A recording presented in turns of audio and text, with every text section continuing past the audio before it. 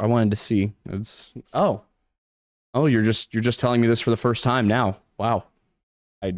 I hadn't heard. I hadn't heard that we were bigger.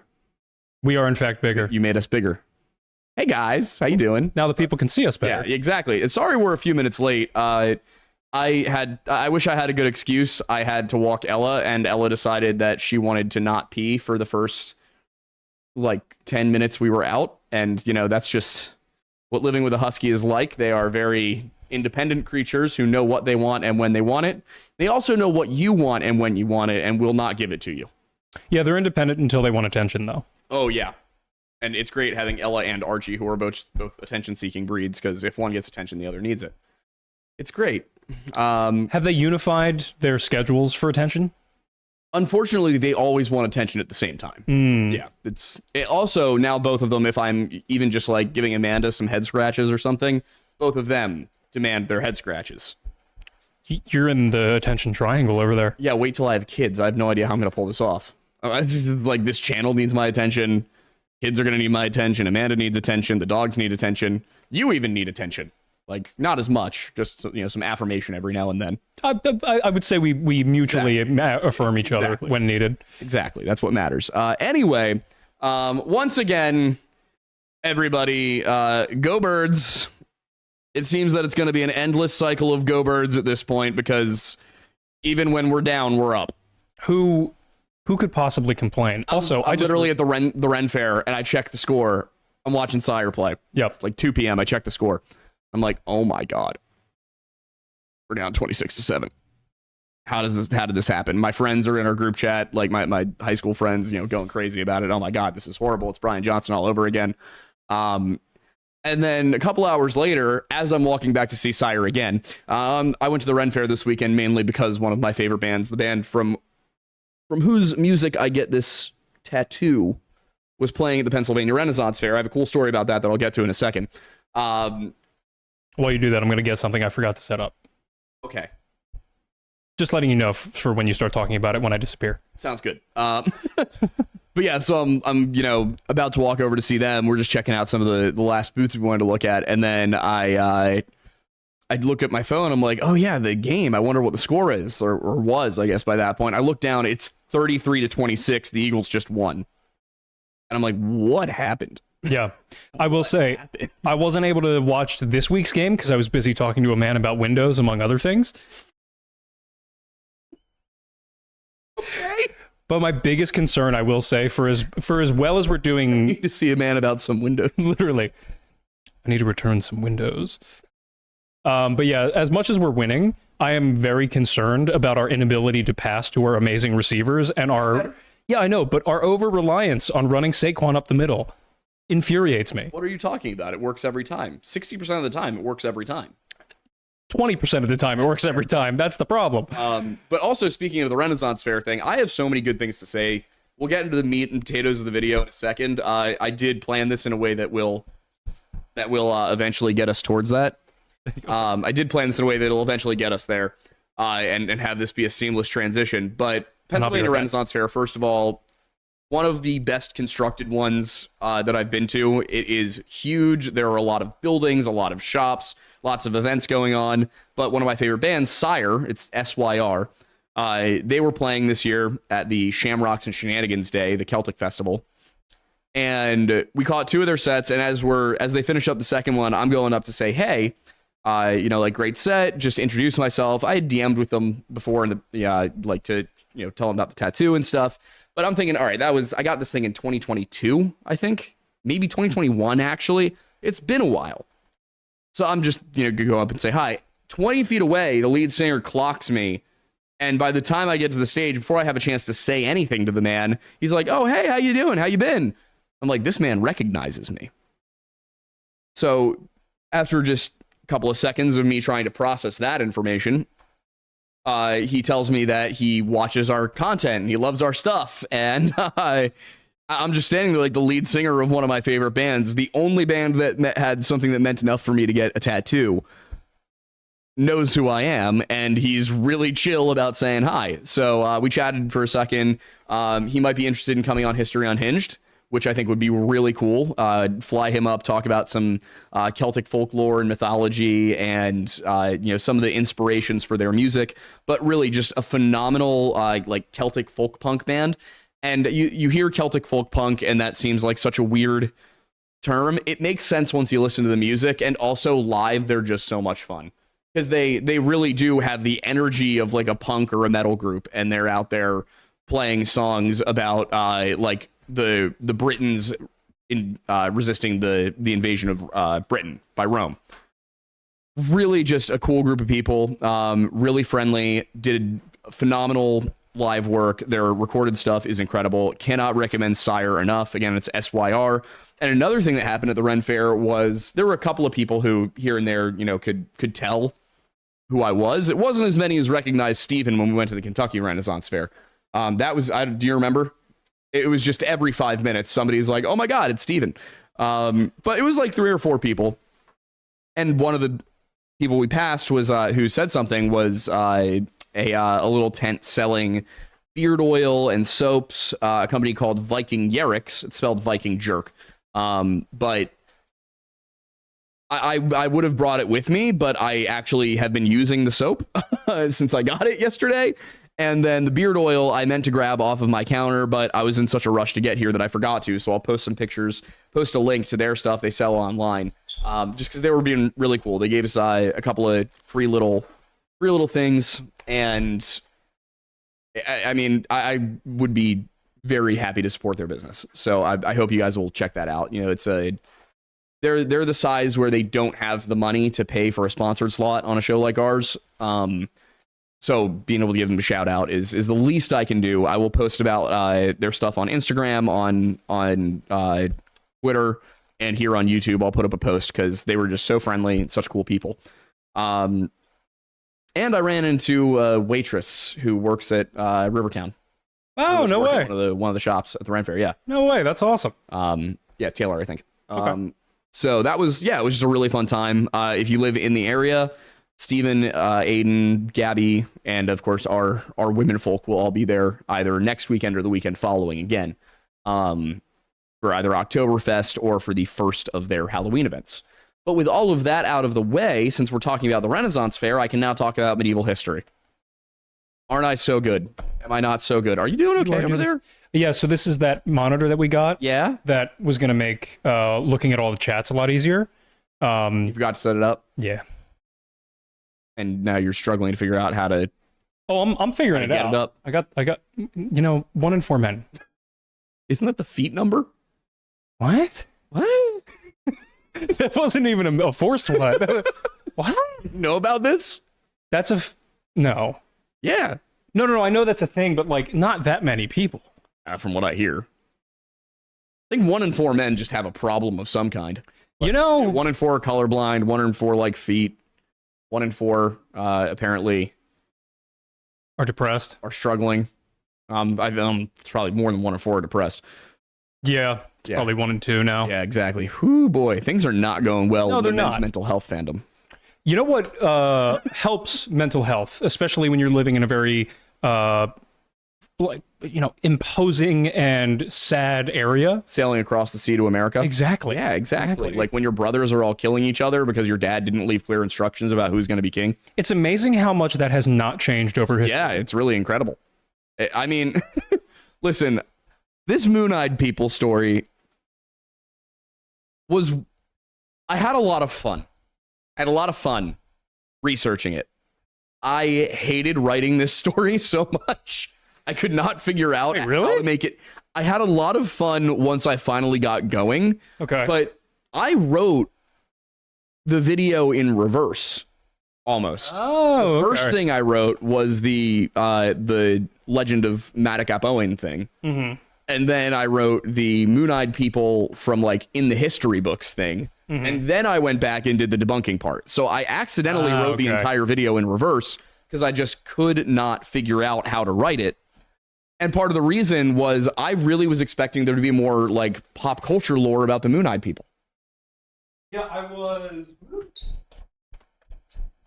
It's going to be so worth it, I swear. But I was also surprised when you called me and you were like, yeah, there's almost nothing about this out there. Yeah, it was a couple of like bigger storytelling channels, a few articles, but even in history, there's not that many references to it, which I found odd. And most of the ones that do exist are in the context of the Welsh Indians, of that concept. Yep. Which, I mean, how much of that alone is there in terms of the Welsh Indians? Oh my God, there's so much. Really?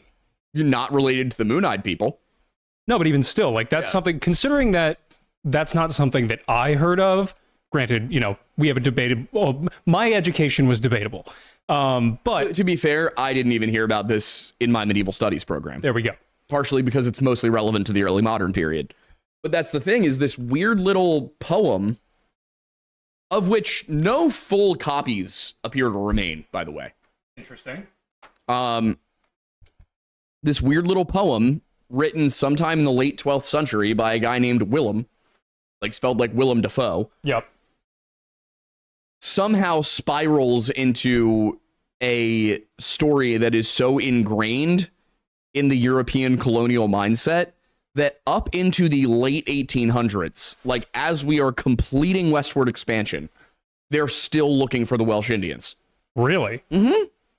It really kicks off again. There's a few periods.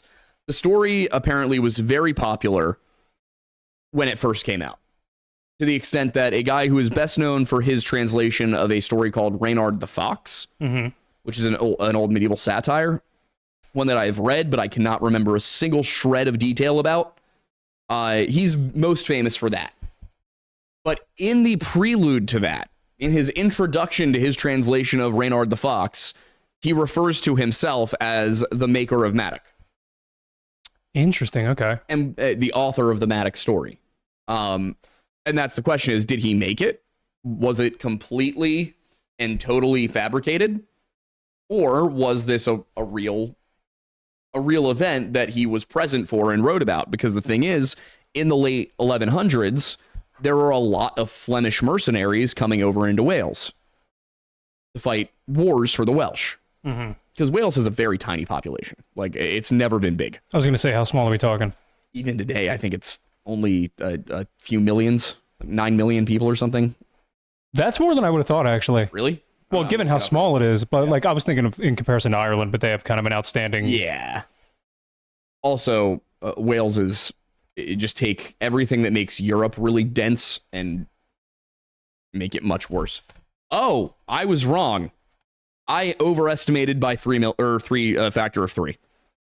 Oh, it's 3 million. It's 3 million people. That is more in line with what I would expected. Yeah. Well, what's the surface area size or land area size by comparison? Wales? Yeah. Land area of Wales?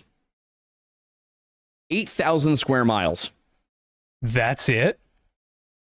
For comparison, Scotland is 30,000. Wow. What's Ireland? 27,000. Oh my God. What U.S. state is the size of Wales? Wales is roughly the size of New Jersey. Okay, that is... New Jersey is considerably more densely populated and also a lot less mountainous. Yeah. Wales is mostly mountains. Like, the reason Wales is mostly mountains is because the English got to the mountains and were like, it's enough. We don't need to deal with that. Horses don't really perform very well in the mountains. Yeah, I would imagine not, especially considering, you know, their hooves and such. When your enemy is fighting primarily with longbows and spears, open fields, great if you've got heavily armored cavalry. When your enemy is fighting with longbows and spears in mountain passes, you're not in a good spot. Things aren't going to go well for you.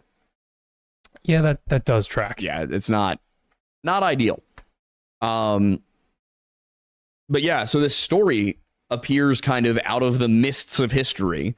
There's a reference to it, a brief reference in this one 15th century poem, and then it really comes to the forefront in the late 1500s, because that is the period when that claim is helpful politically. And one of the reasons that this whole story was so frustrating is because the more I looked at it, the more likely it seemed that there was a Madoc, that he did go on some exciting sea voyage, and that it was a commonly told enough story that people were referencing it and translating it into French.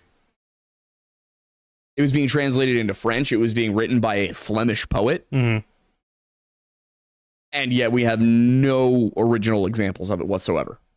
That is insane. And the thing is, the line in Maradov's writing is so... I don't know how else to describe it. He says, "A Madoc am I to my age," which is... So it was incredibly ubiquitous even. He didn't need to say "A Madoc ap Owen." He Yep. didn't need to say a Madoc of Gwynedd, a Madoc the Seafarer, just Madoc. Mm. And people were going to know what he meant, at least people in Wales. It's like saying a Jordan of something. Yeah. Exactly. You know who you're talking about. Yep. Nobody would say a LeBron of something. No, of course not. Of course not. But yeah, so it's this weird story where the more you look into it, the more it seems like this has to come from something. I mean, with such a level of ubiquity, it would be insane to assume otherwise. And it makes sense, too, when you think about it. If you are somebody who's in a situation where you either have to take sides in a literal brother war, or you can scoot off somewhere else and live in peace and not have to deal with this anymore. And you're a Welsh nobleman, you've got the money, you've got the pull, and you know that there's land somewhere over that way. It's not a ridiculous thing. And especially if we consider that Madoc probably wasn't one of Owen's sons. Yeah. The deeper back I went, the more it seemed like that was something that sort of, something that a lot of people aren't aware of is, for example, Lancelot, not originally part of the King Arthur legend. Oh, that's right. I do remember you bringing this up. So where did he come from? France. Totally different French, tradition. Yeah, the Romance of Lancelot was totally its own thing. King Arthur becomes popular first in England with Geoffrey of Monmouth, I believe. Historia Regium Britanniae, which is the history of the kings of Britain, and it's not a history. It's a story, all right. It is his story. Not anyone else's. Yep. Which it's a mythic history of the kings of England. Yeah. Of Britain overall. And so that's where Arthur first comes to the forefront, and then as his legend becomes more and more popular, other different legends, first from Welsh, just random Welsh hero stories, get grafted onto the Arthurian legend. Okay. And then you have English that gets grafted on, and then French that gets grafted on. And by the time we get to the 14 and 1500s with like La Mort d'Arthur, the death of Arthur, that is such an amalgam of French and English and Welsh and Breton, different stories from different places, that it doesn't even resemble the original Arthur legend that came out of Wales, which again is one of those things where the very first mention of it is one guy going, yeah, but he was no Arthur. And the one we've got, I am a Madoc and he was no Arthur. And that is the extent of the information we get about these people. What rough year is that? About 600. That early? Yeah. I would never have guessed it was that early. Yeah. Igodoven is very early. Wow. Yeah, and then Madoc is, again, like 12th century as far as we can tell, but we just don't know who he was, where he came from, what he actually did. Just this completely out of the blue story that there's no way of tracking down where it came from unless we stumble upon something. Yep. And that is such a frustrating position to be in as a historian, where I have to go, well, guess it's up to the archaeologists or the archivists or somebody who has all of the material and is eventually going to find it. Guess we'll wait. All we can do is say, hey, look here. That's it. That's all you can do is point people in the right direction and hope they eventually find something.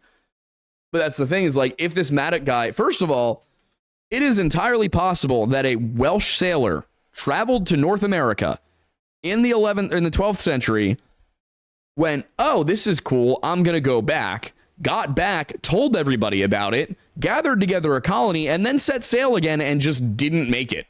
Oh, yeah. That's borderline what the most likely scenario was, considering how absolutely insanely difficult that voyage was at the time. Well, and also, we explained in the video on Friday. And if we look at all the Viking narratives about the same part of the sea, they talk about, like, oh, and there's a place where worms eat your boat. Wait. When did the Vikings talk about that? Well, the writing about it comes from the 1200s. Where did they say that happened? Somewhere between Greenland and North America, I think. Okay, because the reason that interests me is because worms like that only occur in warm water. It was a lot warmer in the North Sea at the time. How much warmer? I don't have a static number for you, but that was the medieval climactic optimum. I was going to say, because like that it was warmer in Europe then than it is now. Yeah.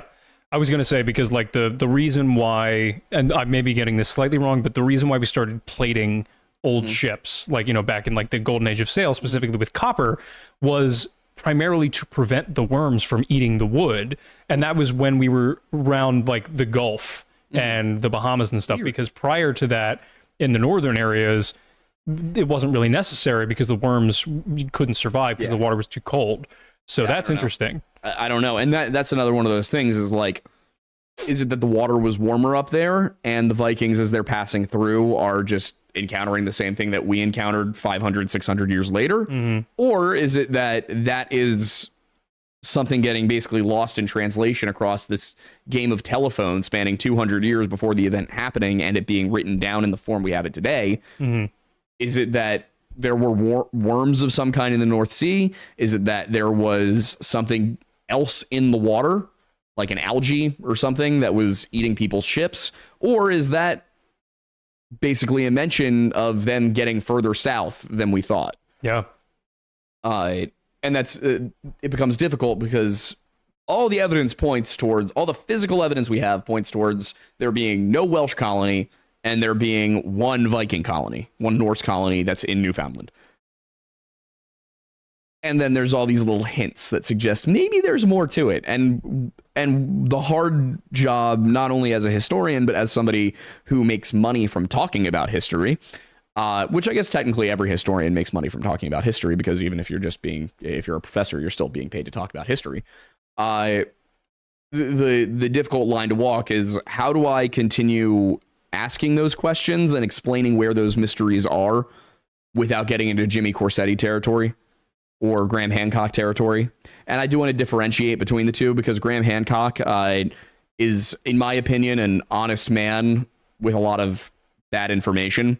And Jimmy Corsetti is a charlatan grifter who blocks me on Twitter, then unblocks me on Twitter to bitch about me, then blocks me on Twitter again.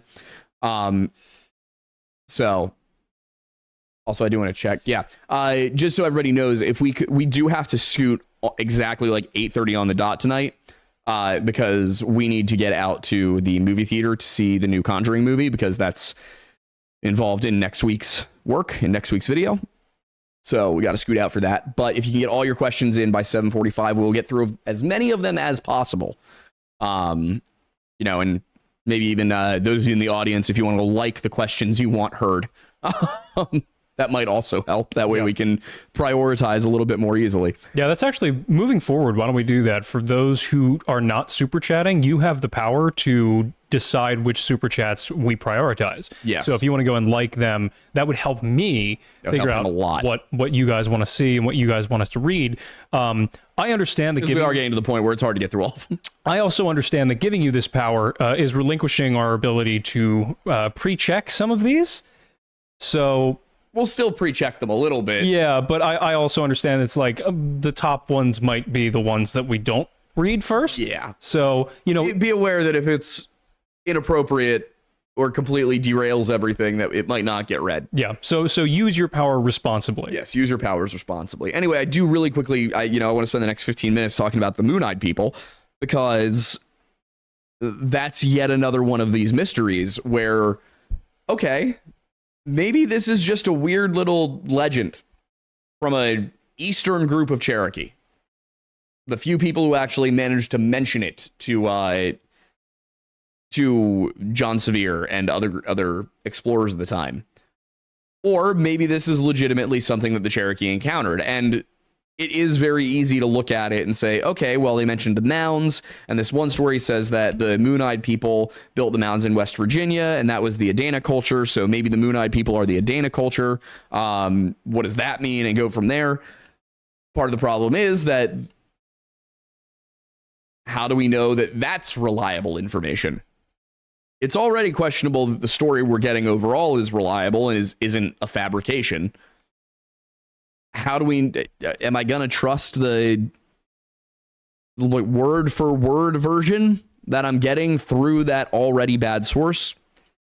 It's hard to. Or, and that's the thing too, is did the Cherokee actually interact with these people? Did they immediately fight them? Did they intermarry with them? Is this a story like the Site Ka, where we've got two separate tribal groups and one ends up killing the other? Also, were they exterminated or did they go west? I am inclined to think that the sayings that they went west were more about pushing the Welsh Indians westward, because that was in John Severe's best interest. That was in early frontiersmen's best interest to say, hey, let's keep giving reasons to keep going west so that we can keep claiming more territory, keep building our own fortune, keep becoming more and more powerful.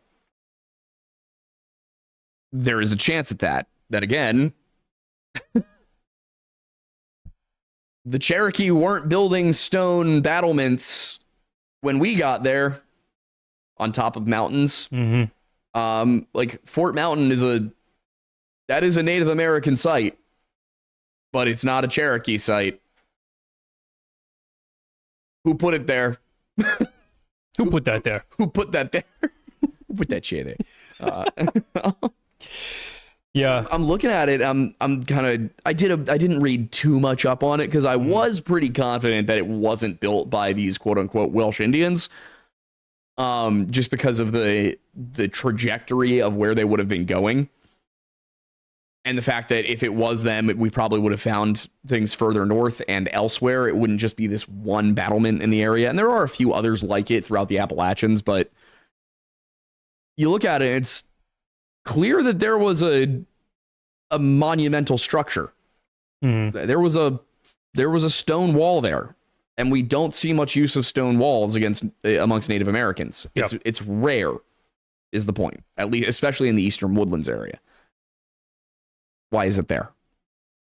Who built it? Why are there are certain things about the description that Dr. Music, as we'll call him, gave. I still haven't looked into the actual YouTube channel. I just took. We'll see if anybody ever figures out who I'm talking about. Yeah. But I don't want to punch down. I will punch up happily, but I'm not going to punch down until it becomes. I will admit it got to the point where I was going, this is almost a little racist, and not in the way Graham Hancock gets called racist, where it's, oh, these people couldn't have done this without white people's help, which is a position he has backed away from over the years. Because again, he just had bad information in the 90s. Yeah. As he's gotten better information, he has backed away from things like the white people coming from across the sea stuff, although not as much as I wish he would. And he's gone more towards all right, there was a civilization, and I can respect that a little bit more. This was the white people were being slaughtered by the Native Americans, even though they were here first, is the implication there. And I'm I don't think you can make that claim based on the evidence we have. That's a little too close to Tartaria. Yeah, they're also the original tellings of the story outside of John Severe's don't describe them as being white. They suggest they might have been albinos, but that's a different thing. Yeah, that's very different, in fact. Completely different. That's not white people. There are albino Africans who are phenotypically as sub-Saharan African as it gets, with skin as white as mine. Doesn't make them white people. They're still Africans. So it's hard to look at it and figure out where things were coming from, but it just plays yet more into the whole question I have about pre-Columbian America, which is, who were the Mississippians? What happened to them? And why do we see this massive technological regression? Was the reason that you had these fortified mountain complexes in the Appalachians because of the Mississippians? Were there kingdom-sized wars going on that we just don't know about? was this at some point the furthest eastern bastion of one of those chiefdoms, and that they were trying to keep the people from on the other side of the Appalachians from coming over? Because we see plenty of that in Europe. You see physical boundaries more so than anything else. Mm-hmm. Native American boundaries are more about hunting grounds and projection of force. And that was the thing I was going to suggest, is if that were the case, it would then alter our perception of what the historicity of Native American tribes in the United States was, because so much of their cultures as we know it now were not of a type of immobility where they would be building battlements or things of that sort. That's the thing, is after the Mississippian culture collapses, you see a few scattered examples of sedentary Native Americans, and they're mostly from the groups that spread out from the fall of the Mississippians. Mm-hmm. The Iroquois, for example, the Haudenosaunee, they have, when the Europeans get here, static fenced-in villages that have long houses made out of wood, like, real sedentary culture. They have not large-scale agriculture, but small-scale agriculture. They are hunting. They are practicing a degree of domestication of animals. But, and I'm not talking about just the Iroquois, by the way. The Cherokee, there's a few others. Was it mostly the Eastern tribes, like regionally at that point? It's a lot in the like sort of up the Appalachian belt. Yeah. A lot of those guys, a few along the Mississippi, not really that many in the northern Rockies, and then you get a little bit of it in the Southwest. Okay. That's where most of the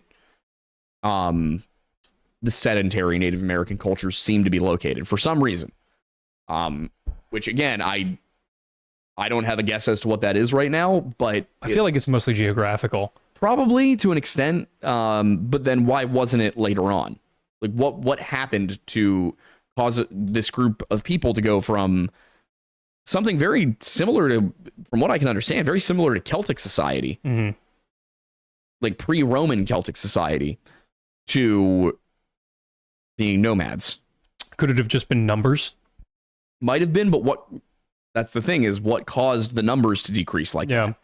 Because if you've got the Mississippians and you've got large-scale agriculture, you have monumental buildings, you have cities with populations of 40,000 people. That is not small. Even in Europe, that's a good-sized city. It's larger than the town we live in right now. Yeah, these are big metropolitan areas, and for some reason, they all just completely disappear, and the people who used to live in them become nomads. And again, this is why I make so many parallels with the Celts. You see in Britain, that's the most wild frontier of the Celts when the Romans get there.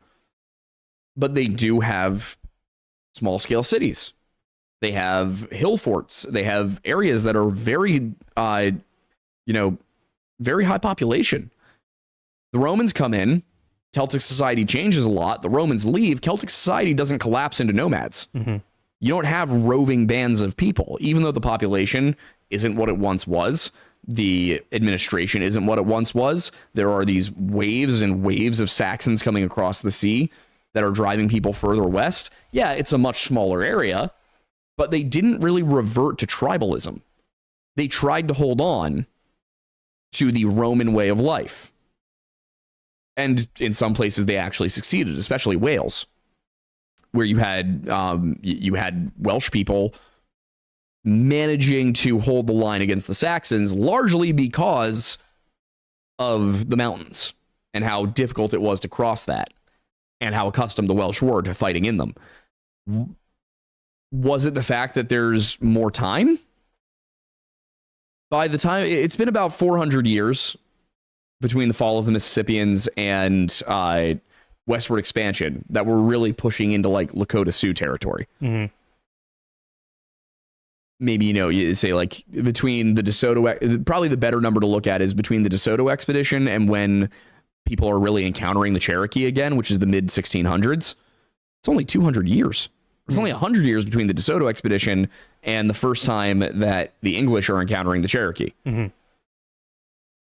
And the DeSoto expedition is only there 100 years after sort of the fall of the Mississippians, as far as the archaeological record shows.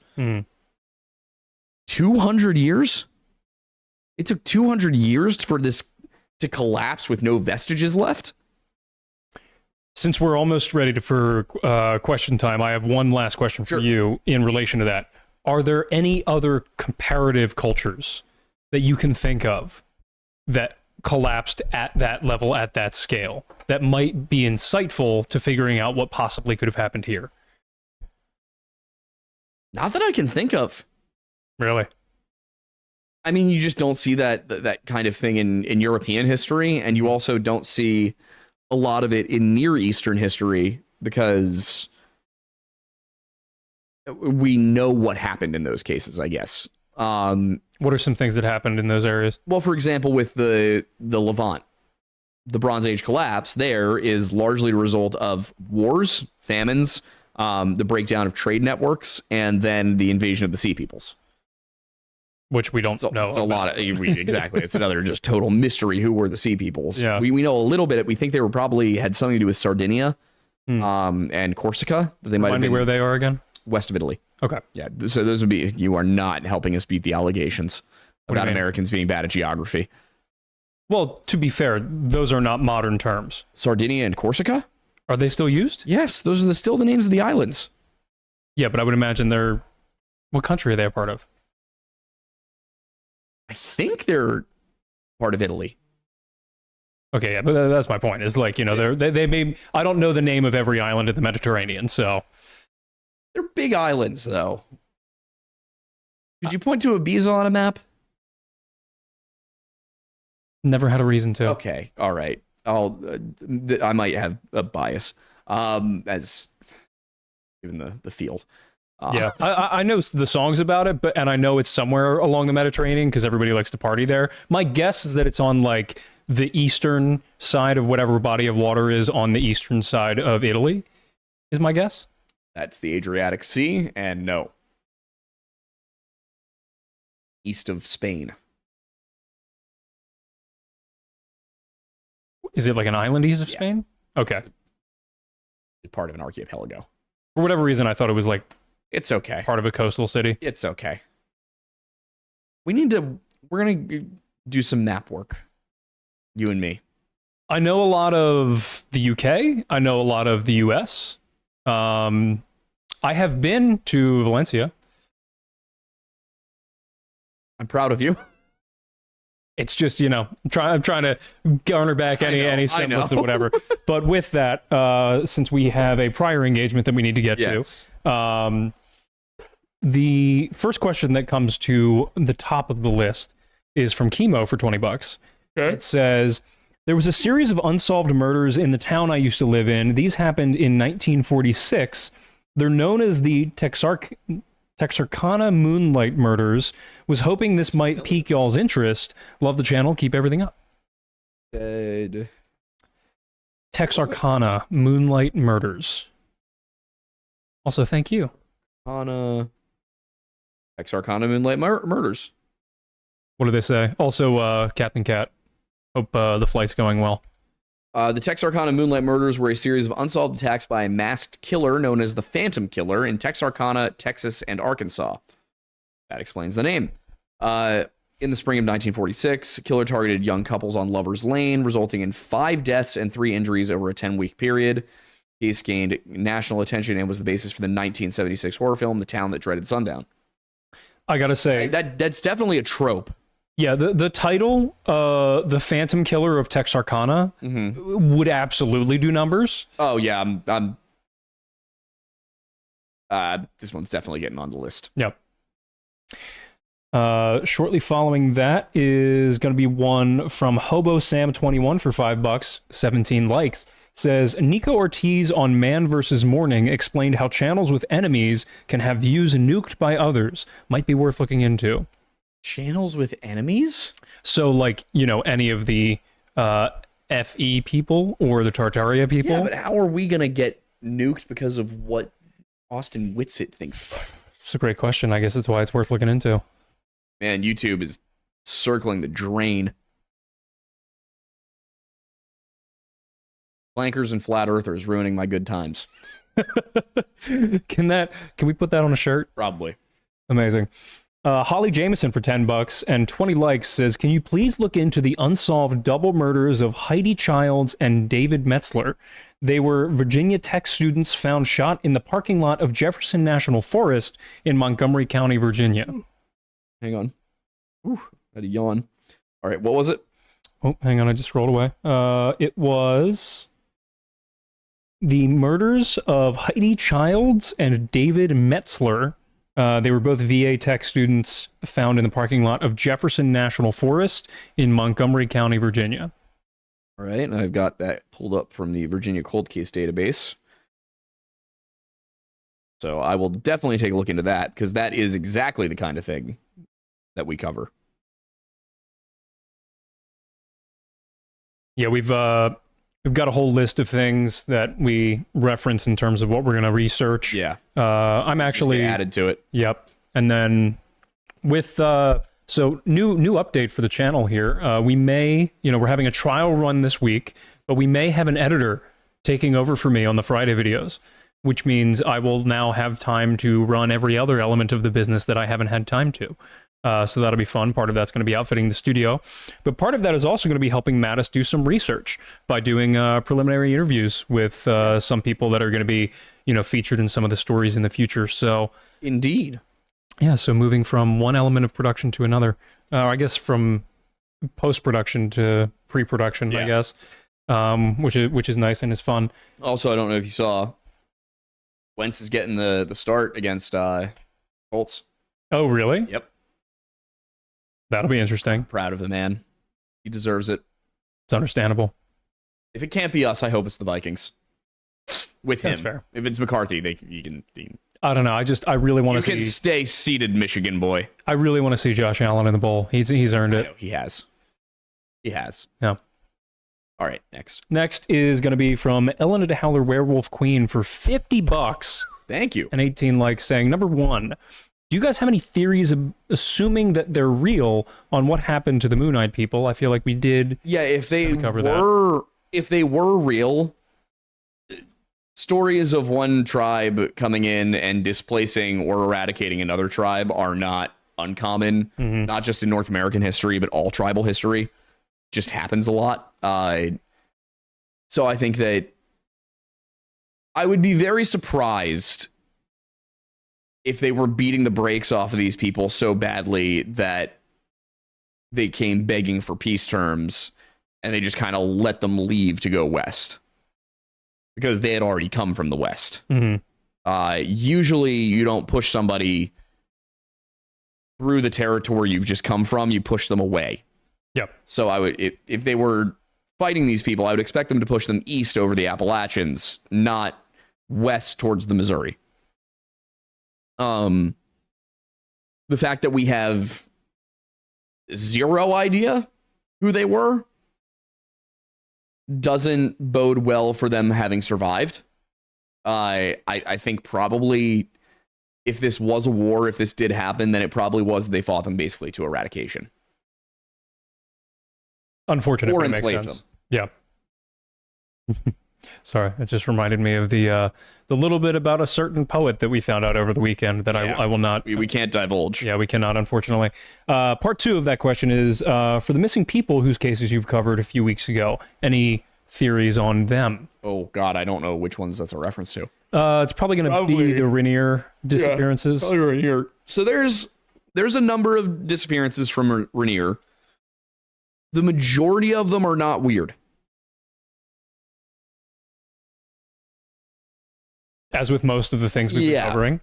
Now, Karen Sykes and Chet Hansen.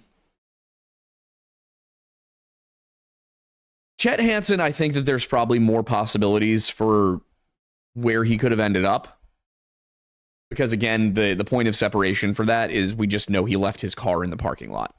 He could have gone south, followed the river. He could have gone north, followed the river. He could have gone west. Basically, the only direction he couldn't have gone is east. Mm-hmm.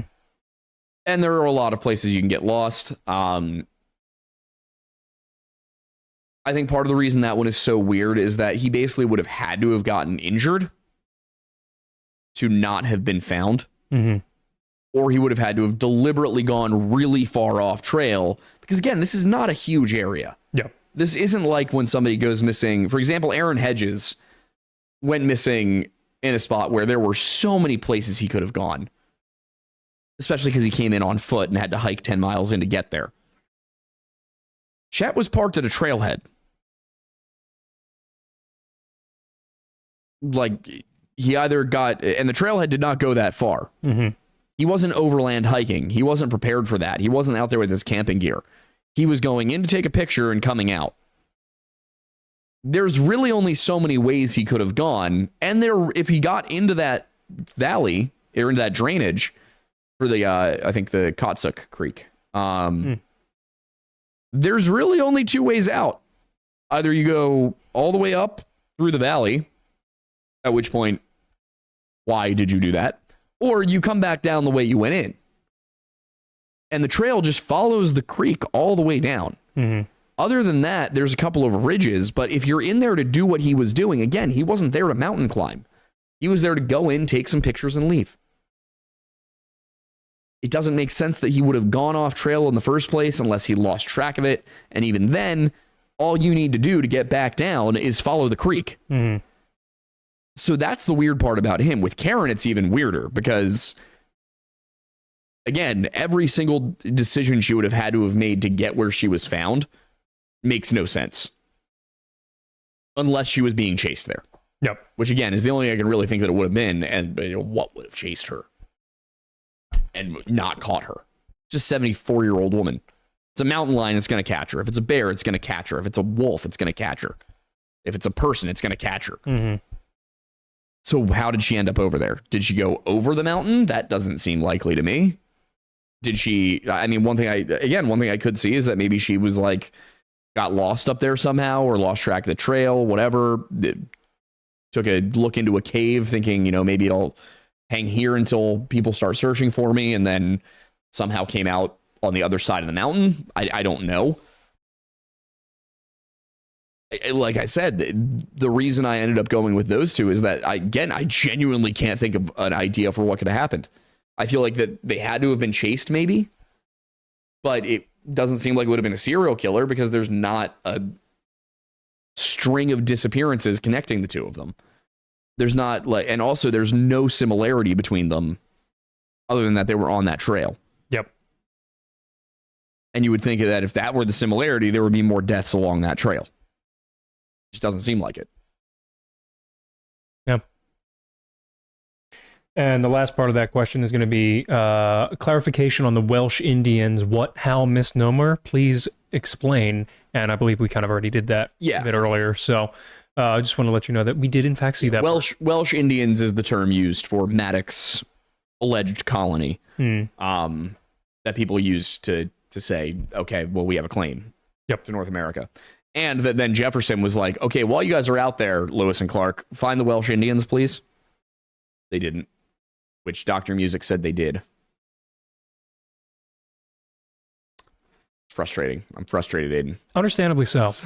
Next, we have Sir Half-Inch for $20 saying, would you be willing to check out Carter's Lake? It's apparently got a bunch of Native American burial grounds underwater, and me and my buddies heard a female voice while fishing there 2 years ago coming out of the water. Where was this? It's called Carter's Lake. I'm not sure where. Carter's Lake where? Yeah. There's one in Georgia. Half-Inch, follow up in the regular chat. I'll keep an eye on it to see where you're speaking of. Yeah. Carter's, what happened again? Supposedly there are a bunch of Native American burial grounds underwater, and he and his buddies heard a female voice while fishing there 2 years ago that was coming from the water. All right. Looks like I'm finding some things.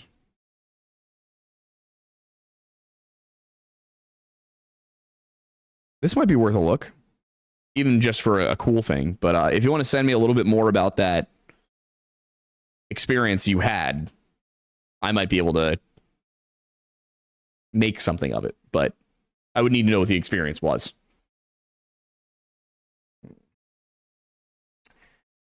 This one's from Kellen, and I'm not totally sure what he means by it, but he did get 12 likes for it, saying, remember to take your acetaminophen to activate your tism, everyone. Is this a reference? Mm-hmm. What is it a reference to? 1 second. Okay. Sorry, I forgot to let Amanda know that we were going to see The Conjuring tonight, so I had to text her. Oh, fair enough. Yeah, so... The Trump admin just announced that they believe the task force they had on figuring out where autism comes from has located a potential source. Okay. Tylenol taken during pregnancy. Acetaminophen. Interesting. Yeah. See, here's the thing. That is not the most out there thing they could have said. No, I mean, I'd love to see the studies that eventually come out and see what the conclusion ends up being after more research. But, I mean, you know. I would hope that if you're going to make a claim that major, that you've got the evidence to back it up. Because, like, here's the thing. If they come out and say that and it turns out there's no backing for it, Tylenol is going to sue the hell out of the federal government. Yeah, because at that point they totally could, because what's that? Libel? Slander? I'm not sure exactly what the term would be for it, but it's the government putting out misinformation about a product. I think it'd be libel, because libel's written. I think so. Yeah, so if they don't have strong evidence for it, they're going to get sued. I don't know if they could be sued in their personal capacities or just in their government capacities, but, you know, so I would hope. But that is the thing, is Tylenol, taking Tylenol during pregnancy, causing autism, not an out there suggestion. Yeah, not the craziest thing I've heard. I mean, hey, the production of, non-stick pans led to birth defects as a result of not even the element that it was made from, but the element used to make that element. Yeah, and I mean, thalidomide was for, I think, I forget exactly what, but it was a pregnancy drug, and it caused birth defects. Yeah. Not the craziest thing. Yeah, so I think that's one to just keep your eye on, like, wait and see if that turns out to have any backing to it, because... I will say this now explains our irrigation installer's comment of, Twink Aiden, you excited Daddy Trump is curing your traintism. Will you miss your trains, or will they only miss you? Maybe Tylenol would help with the heartache. I don't think you can reverse the tism. No, it's permanent. Yeah, that's... We know that for a fact after our PowerPoint night. Oh, God. Yeah. Terminal. You've been terminally diagnosed. I have. The nice thing is that the next time we do that, I will definitely make mine much shorter. But the next time I do it, I'm going to make an even more out-of-pocket one and force you to read it. Oh, that sounds great to me. Come on, that sounds really entertaining. Yeah, oh boy, I cooked. I must say. Your States one was phenomenal. I'm glad you liked the States one. I was talking about the other one. Oh, yeah, that was also entertaining as well. No doubt. I made our friend Brian read. I want to be very clear about what the goal of the night was. It was to make a PowerPoint somebody else had to read that would be as funny as possible. And I made mine a scathing satire on the way that Native American history is taught in this country, entitled The Noble Savage and Why We Had to Tame Him, in which I basically went and propagandized all the things that the Americans did to, and the Canadians did to the Native American tribes in order to, quote unquote, civilize them, such as, they got great religious schooling. Yeah. And the like. They, were taken out of these places where they had to hunt for food and given these nice, neat little reservations where, everything would be better. So it was a satire piece, but it definitely, it would not have flown live. No, it was intended to be a raunchy satire. Yes. Still proud of it, though. Yeah, as you should be, be. I'm still proud of the Corsair one. Yeah, honestly, I think we could probably find a way to make a skit out of the PowerPoint. The skit would probably be style skit. Yeah, it would probably be you as a teacher teaching a class of people, and they're all getting progressively more and more like, what? Yeah, like just slightly more and more concerned. We have to, you know what we should do is we should hire a actual class of high schoolers and just do it and just record their reactions. We could probably just do that with our local high school. Yeah, exactly. Yeah, that'd probably be game. Mark Nichols said, loved Thornberry's input on the video this week. Hope to see it more often. Thank you. Yeah, I mean, if he wants to take over writing, hey, I'm fine with that. You can do everything. I'll just be the pretty face. Incredible. Next up is going to be going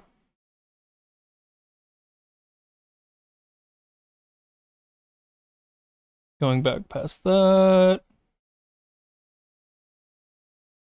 Oh geez. All right. Well, Gomb has sent us another lovely little message. It does have 15 likes. I will be censoring certain words. Okay. Time-sensitive question. Best way to subdue an aggressive goose that's in heat. That was an adjusted form of that sentence.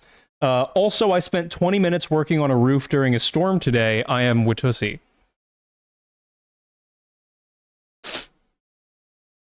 You got to give the people what they want. I know.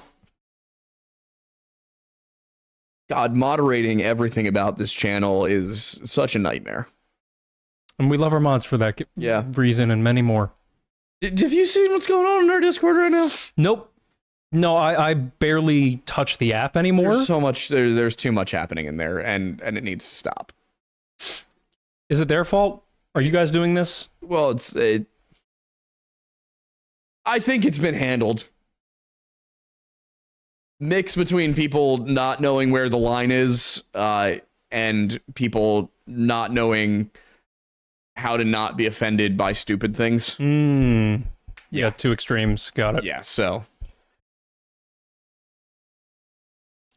there was a thing that should not have been said that led to an outcry that resulted in a admittedly heavy-handed response, and that has been something we've had to deal with. So fun times. So I'm having a great time. What's the next super chat?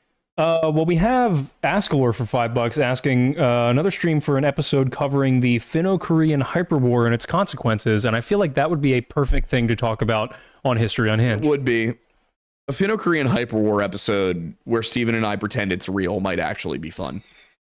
Is it not a real thing? Oh, have you not heard of the Finno-Korean hyperwar? I have not. You have to remember, for as much as our job relies on the internet, I really don't spend much time on it. That's fair. Hang on, I gotta open yet another tab. Finno-Korean hyperwar. There's the... We also have Jomb150. I think there's a space in between those numbers for $5 saying, can you cover the murder of Jennifer Dulos? Very strange case in Avon, Connecticut. One more time. The murder of Jennifer Dulos in Avon, Connecticut. Dulos? Dulos, correct.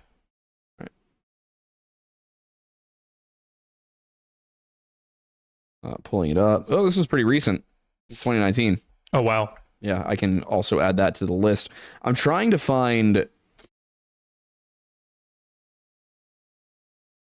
I forget if there was a Finno-Korean hyperwar, like, narrative?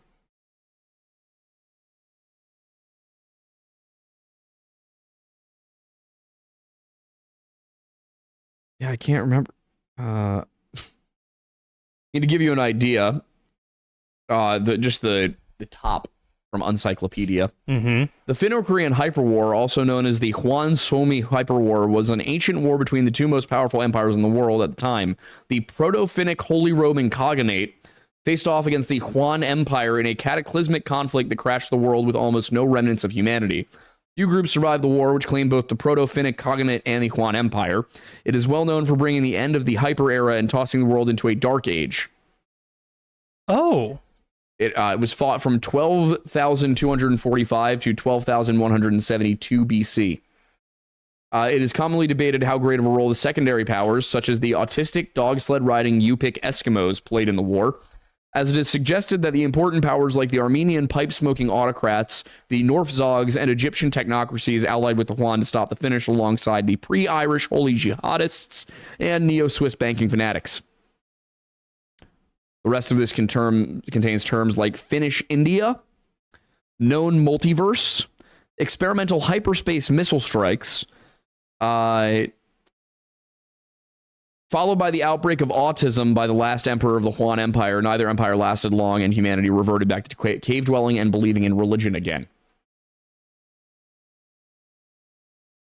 Would you prefer I read it as David Attenborough?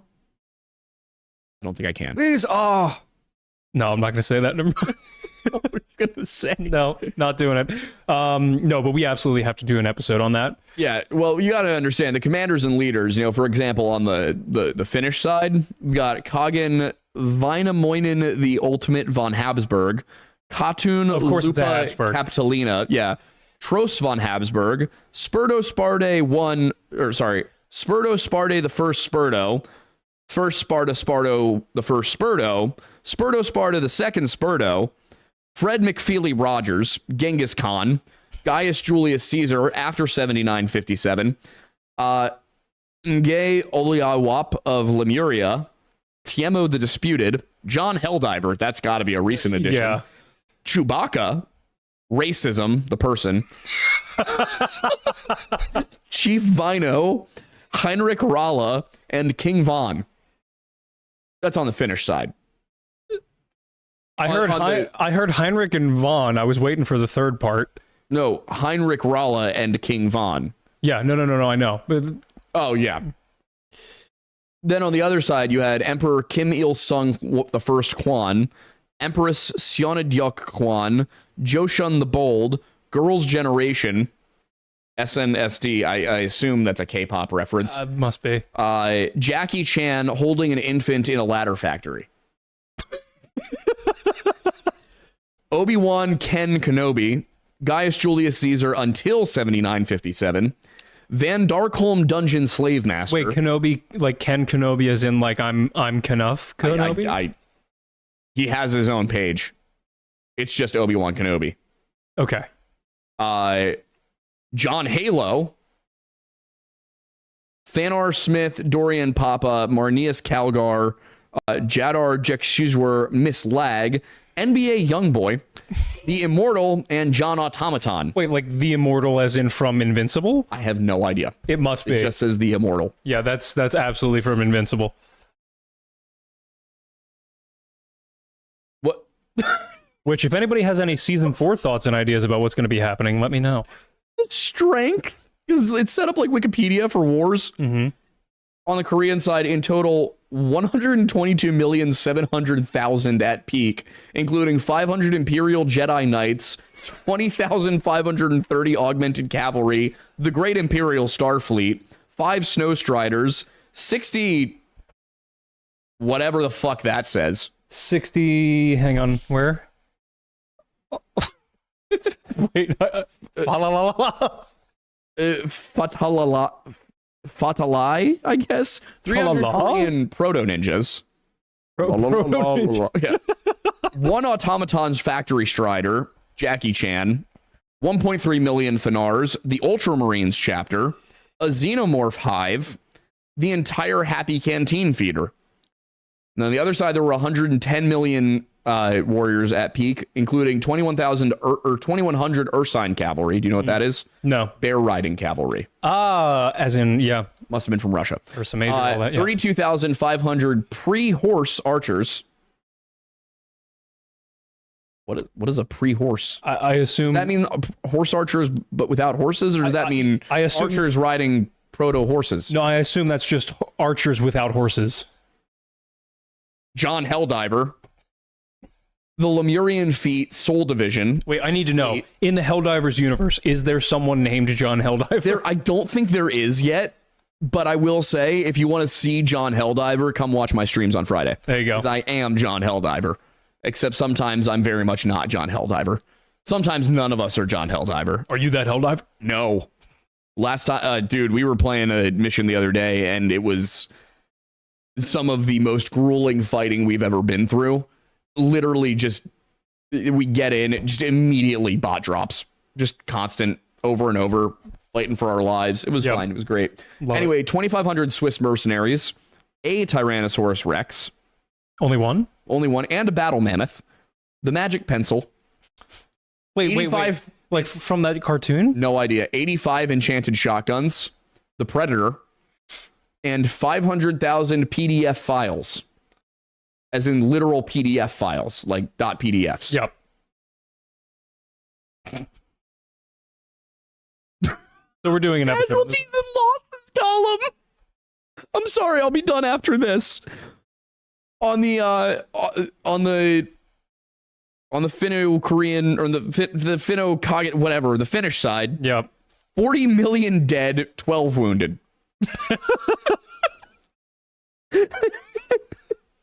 Estimated losses on the military. That was confirmed losses. Estimated losses 184 million. That's military. Civilian 4.1 billion. Lemurian forces disappear from Earth. Proto-Finnic cognate partition then dissolved. Also casualties and losses, remember. Finnish social skills. King Von and 99% of germs. Are you ready for the Korean side of the losses? No, but 200 Jedi Knights, 786 guys named Daniel. Jackie Chan, Rush Hour 4 gets canceled. 3 Snow Striders out of 5. John Halo, Fanar Smith, 400 knights and 86,000 soldiers captured, imprisoned beneath Giza Autism Array. Wait, hang on. This is the first time we've heard of John Halo. No, it's not. He's come up every time. He has? Yeah. He was one of the commanders. So there's a John Halo and John Helldiver? There's also a John Automaton. Interesting. Precise number of dead unknown. Estimates are the following. Military, 191,300,000. Civilian, 3.6 billion. Imperial Starfleet, vaporized. Huan Empire collapsed. Jedi Order in Heiji Kyo, Gyeongju, and Zhangjiang annihilated. 12 xenomorphs out of the whole hive. How many are in a hive, do we know? Don't know. And then finally, approximately 3 inches of penis length. Across the board? Or? Across the board, I guess. Man, pour one out for that. Turns out the Emu Confederacy is considered a prime belligerent in the war, though they were not allied with the Finnish or Koreans and merely invaded Japan for their ample beaches. Based. I want to do a video on that. It's been requested. Do I do a very serious video on the Finno-Korean hyperwar? Why not? Is that what gets us out of the rut with the algorithm? Who knows? We might as well. Ow. Okay, next. Here's an interesting one. So, EB202nd for $20 says, coming off of what happened to Charlie, what would you both like to be remembered by beyond this channel? Obviously no politics here, but it's important for public figures to choose what will live beyond them. God bless you all. I still don't really consider myself a public figure, but I mean, you definitely are more so than I am. Yeah, I guess. Ooh. That's a hard question. I'd like to preface it by saying, please don't shoot me yet. Yes. Hopefully never. Some things I'd like to achieve first. Yeah. We still have a lot on our bucket lists. Yeah. I think I would hope to be remembered as somebody who helped make some sort of contribution to historical knowledge. Mm. Or if I finally have a chance to sit down and write my novel, I'd like to be remembered similarly to Tolkien, I guess. That would be a win. Either of those. That'd be cool. Yeah, I mean, mine honestly is pretty as simple as I'd like to be remembered as like a good person you could count on. Make sure that doesn't happen. Yeah, that's always been. Put it on your grave, a real bastard. But beyond that, like, you know, I'd love to be able to have provided people comfort, entertainment, and solace through various means of entertainment, because nowadays this kind of stuff is part and parcel of how we connect. I think you do well as a clown in a cancer ward. I'm going to take that as a compliment. Yeah. I mean, that achieves what you suggested. This is true. This is true. With the people that probably need it the most. Exactly. Yeah.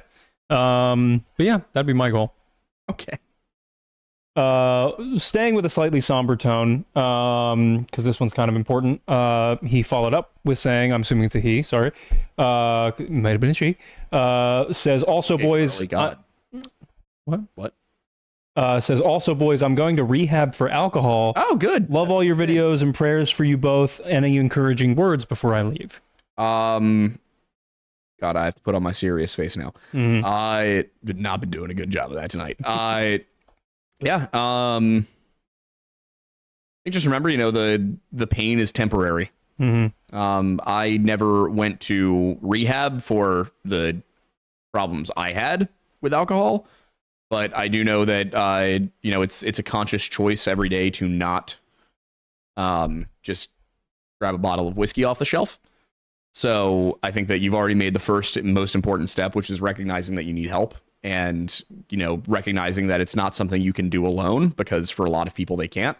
So just, remember that you're going to come out of that place a better person than you came in, and you made the choice to go there. It means you're already well on your way. Yeah. And yeah, I've not had this personal problem, but I've definitely followed people who have and have talked about it. And the only thing I can think of that might be even vaguely useful to you is don't rush it, and don't, guilt yourself too much. Don't feel guilty for, what you're going through. Cause at this point, the elements that are beyond your control are just as they are. And the best thing you can do is just recognize it and keep pushing forward. The 12 steps exist for a reason. Everybody that I've ever known and seen that has followed them, has kind of harped on the fact that it's like, you'll get to a point where you feel like you're ready to go, and you can kind of skip some things. And, the biggest recommendation I think anybody will give you is just don't rush it. Don't feel the need to get to that final stage before you're ready. And even on like a smaller scale thing, like, just don't force your days, just take everything step by step. And if it ever makes you feel like you're outcasted in any way, just remember everyone's doing a form of that in their life in one way or another. Everybody is taking something step by step, day by day. So you're not alone in that sense. It may be a different path than some, but you are also not alone in that path. So you always have people, and don't feel any need to rush. Yeah. Here's an Archie for your troubles. There you go. He's a good boy. Get one of these if you're capable. It does help. He helps a lot. Every time I want to do something stupid, I just hold this thing. Dogs, cats, really anything. I would highly recommend considering that once you're out. Yeah. I have been surprised at how much Luna, our cat, has taken to me. Because like this morning, woke up and she was just in my lap. And I know the same is very much for you with Archie Balls. He's just chilling. This is what he does. He had a great day today. We were just watching the Conjuring movies, prepping for next week's video, which it looks like is going to turn out to be a multi-part series. So I'm not super mad about that. Yeah, he was very cuddly all day. Oh, lovely. Yeah. Archie, can you give the people an awoo, perhaps? Awoo! Awoo!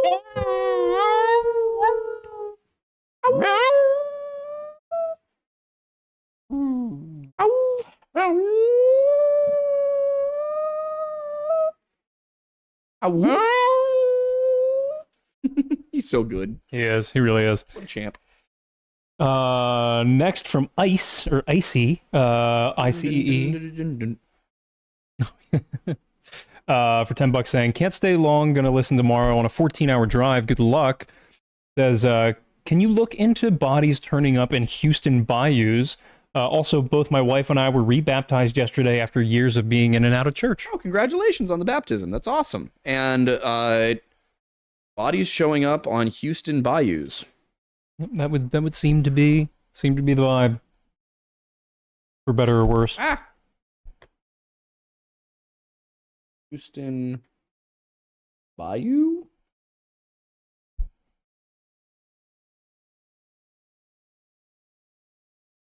Oh, that's like this week. Oh, really? Yeah. Where's that going? Yeah, so we got Handful of bodies have been discovered throughout bayous in the Houston area this week. Yeah, that's if that's not a thing that normally happens, that's weird. University of Houston student, 20-year-old Jade McKissick.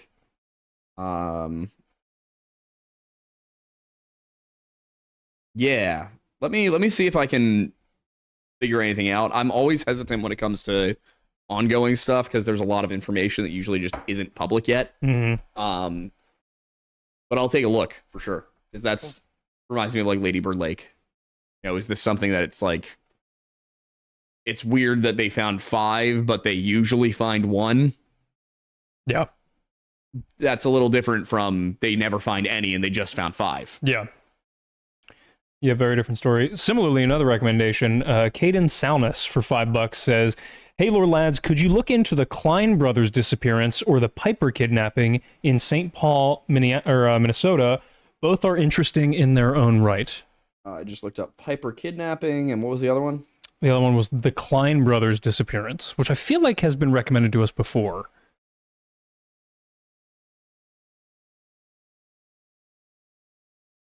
Yeah, it definitely seems familiar.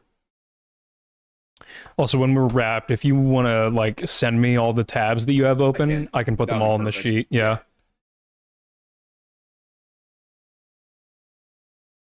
And then also, are you leaving the boy here? I was gonna drop him off at home really quick. Okay. So we're gonna say we'll probably want to wrap up. Yeah, in about 4 minutes. One more question. Yep. So, ladies and gentlemen, to wrap today, I'm going to scroll through and see if we can find something that has not been addressed with high like counts. Looking through.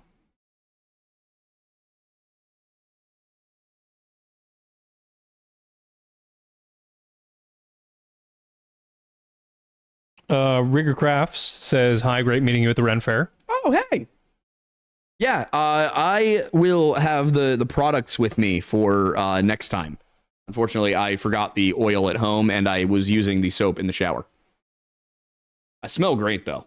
There you go. Smell phenomenal. That does count for something. Yeah, and we did give you guys a big shout out. It was really cool meeting you, and hopefully we'll be able to get a little ad shot for you with Steven if possible.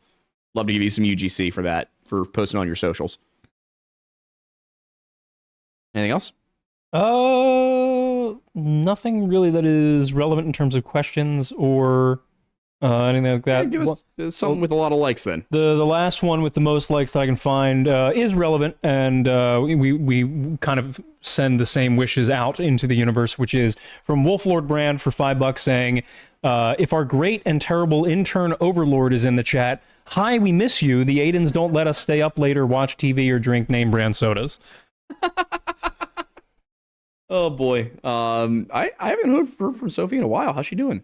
She's doing good. She's busy in Ireland, but not too busy to not help us out with some things. And I'm going to be organizing that a little more next week if I no longer have to edit. So I'll actually have time to put together that stuff. But as a little plug for her, she has a radio show while she's over there. Yeah, it's a little radio hour on the local broadcast in Ireland that they have, but there are replays of it. I can't remember if it's live, but there are replays of it online. Oh, cool. I can't remember what it is right now, but I'll get that info to you all if you want to give her a listen and give some support. Don't make her too popular or she won't come home.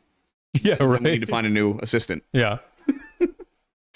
But yeah, that's about it. Thank you everybody for sending in the super chats. Sorry we didn't get to all of them. This was just a short night tonight. We have to get out of here like now, yeah, so that we can get over there in time. All right, well, thank you all for being here. If possible, we will try and address any super chats that did not get addressed tonight on the next one, because I should be able to go back and look through them. Maybe just kind of start the next episode of the live show with that. Got some cool stuff in the works that I'm very much looking forward to, and also other really cool thing, I forget exactly what his username was, but somebody who watches the show came to church. My church. Oh, cool. Yeah. So that was pretty sweet. Just wanted to give a shout out to that. That was a cool thing that happened. Nice. That's awesome. Cool meeting you guys in real life. All right. Bye.